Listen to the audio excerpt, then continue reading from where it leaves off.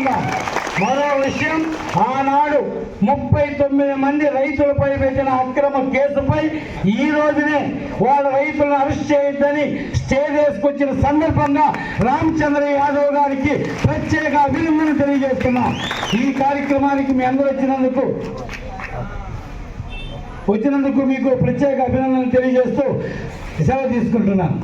ఈ కార్యక్రమంలో ముఖ్య అతిథిగా పాల్గొంటున్న సిపిఐ రాష్ట్ర కార్యదర్శి రామకృష్ణ గారు, వేదిక మీద ఉన్న పెద్దలు, గ్రామ రైతులు, ఈ కార్యక్రమానికి మద్దతుగా నిలబడుతున్న అనేక మంది ప్రజాస్వామికవాదులు, మీడియా మిత్రులందరికీ ముందుగా నమస్కారం. తక్కువ రేటు ఉన్నటువంటి భూములు ఇస్తామని రైతులు చెప్పారు, కొంతమంది ఎస్టీలు చెప్పారని చెప్తున్నారు. అయ్యా ఎమ్మెల్యే ఇంటూరు నాగేశ్వరరావు గారు, మీ యొక్క మండలంలో, మీ యొక్క గ్రామంలో చాలా భూములు ఉన్నాయి. రైతు బిడ్డగా మీ గ్రామంలో భూములు ఇచ్చుకో, మీ మండలంలో భూములు ఇచ్చుకో, కానీ అది చేసే అధికారం ఉంది కదా అని మీకు మీ ఇష్టానుసారంగా కానీ చట్టాలను తయారు చేస్తే మీకు చుక్కలు చూపించే రోజులు దగ్గరలో ఉన్నాయి అని తెలియజేస్తున్నాం. వర్ధిల్లాలి రైతుల ఐక్యత, వర్ధిల్లాలి రైతుల ఐక్యత. సోలార్ కంపెనీ ఈ సభకి విచ్చేసిన కరేడు ప్రాంత రైతులకు, అక్కలకు, అన్నలకు మీ అందరికీ అభినందనలు. వేదిక మీద ఉన్న సిపిఐ రాష్ట్ర కార్యదర్శి రామకృష్ణ గారు, రైతు సంఘం రాష్ట్ర నాయకులు ప్రసాద్ గారు, మిగతా వేదిక మీద ఉన్న ప్రజా సంఘాల నాయకులకు అందరికీ అభినందనలు. కరేడు ప్రాంత చిన్న సన్నకారు రైతాంగం కులానికి అతీతంగా ఇండోసోల్ కంపెనీ మాకొద్దు, పెత్తనమంతా వాళ్ళకే ఉండాలి, ఆ రకంగా మొత్తం దీనిపైన వాళ్ళు కోట్ల రూపాయలు చేసుకోవాలి. కాబట్టి ఏమంటే కంపెనీలకు మీరు లబ్ధి చేకూర్చడానికి రైతుల నోట్లో మట్టి వేస్తామంటే అనుమతించేది లేదు. నేను మీకు ఒకటే చెప్తా ఉన్నా, సీఎం గారితో కూడా మాట్లాడతాం, సీఎం గారికి పొద్దున్నే ఉత్తరం కూడా రాస్తాం. అప్పటికి కూడా ముఖ్యమంత్రి గారి వైఖరిలో మార్పు రాకపోతే నేను మీకు ఒకటే చెప్తా ఉన్నా, మీకు అందులో మీకు 2 ఉన్నాయి అడ్వాంటేజ్. మొన్నటి వరకేమో మీరంతా ప్రకాశం జిల్లా, ఏం నారాయణ, ఇప్పుడేమో నెల్లూరు జిల్లా, సరే 2 జిల్లాల్లోకి వచ్చారు. ఇప్పుడు 2 జిల్లాల మద్దతే కాదు, రాష్ట్ర వ్యాప్తంగా 26 జిల్లాల మద్దతు కూడా మీకు కూడగడతాం. మీరు కూడా రెడీ కాండి.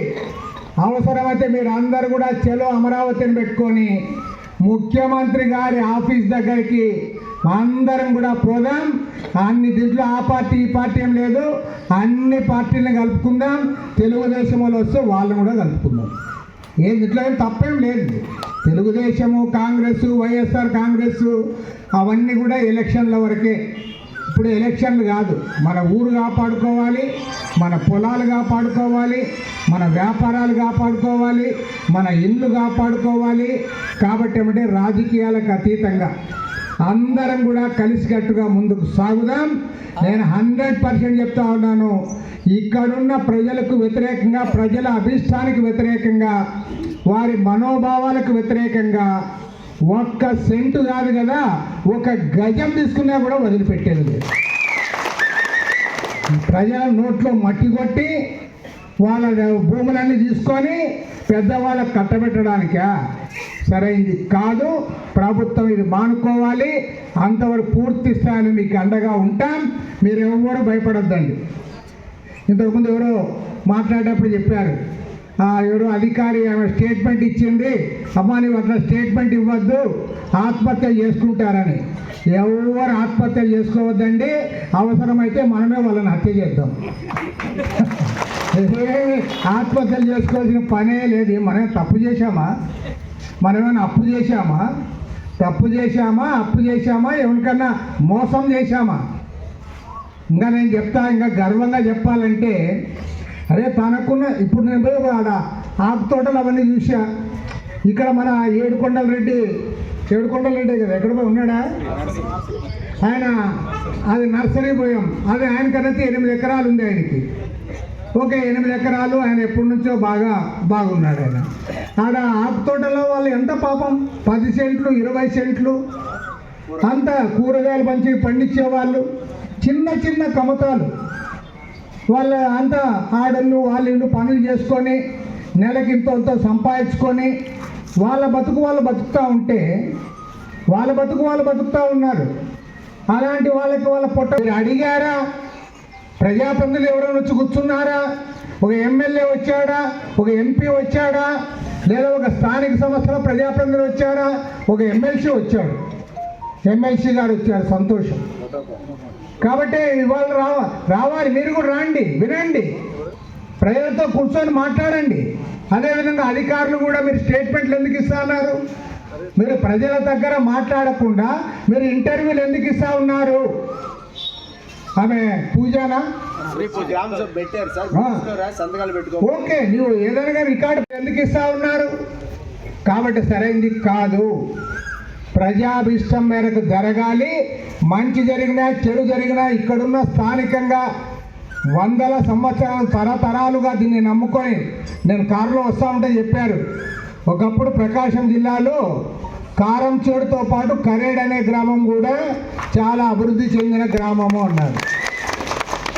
అప్పట్లోనే ఊరికి బస్సు కూడా వేయించుకున్నారన్నారు, ప్రైవేట్ బస్సు.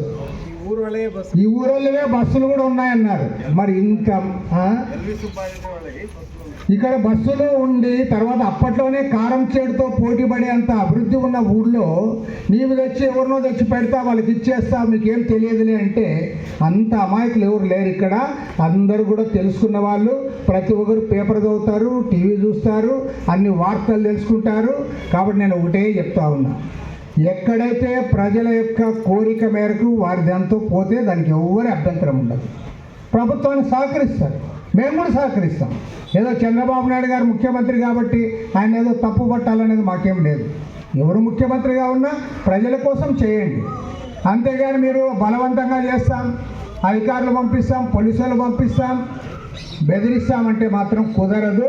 ఖచ్చితంగా తోక కత్తిరిస్తాం, సున్నం కూడా పెడతాం, వదిలిపెట్టేదే లేదు.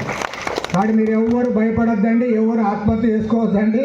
ఎవరైనా మీ మీదకి వస్తే వాళ్ళని ఆత్మహత్య చేయండి, అంతే తప్ప వెనక్కు తగ్గేది లేదు. మీరు అందరూ ధైర్యంగా ఉండండి, మీకు పూర్తి స్థాయిలో మా అండదండలు ఉంటాయి. పోయిన వెంటనే ముఖ్యమంత్రి గారికి ఈ విషయం తెలియజేస్తాను. గ్రామస్తులందరూ కూడా ముక్త కంఠంతో దీన్ని వ్యతిరేకిస్తున్నారని కూడా ఆయన దృష్టికి తెస్తాను. అవసరమైతే మీకు కూడా చెప్తాను, మీరందరూ కూడా అమరావతికి రావడానికి సిద్ధంగా ఉండండి. సక్రమంగా గతంలో ఎట్లయితే కరెంట్ ఇచ్చారో ఇప్పుడు కూడా సక్రమంగా కరెంట్ సరఫరా చేయాలి. ఇప్పుడు కూడా మన మీటింగ్లో మధ్యలో కరెంటు పోతే నేను పక్కన అడుగుతా ఉన్నా, ఏమైనా కరెంటు వాళ్ళే పీకేసారా వాళ్ళు కాల్ చేసి ఇచ్చాడు. అయితే ఓకే, మొత్తం మీద మంచిదే, కరెంట్ వచ్చింది, మన మీటింగ్ కూడా బాగా జరిగింది. ఇప్పుడు కూడా అట్లే ఉండాలని చెప్పి వాళ్ళని కోరుతా ఉన్నాం.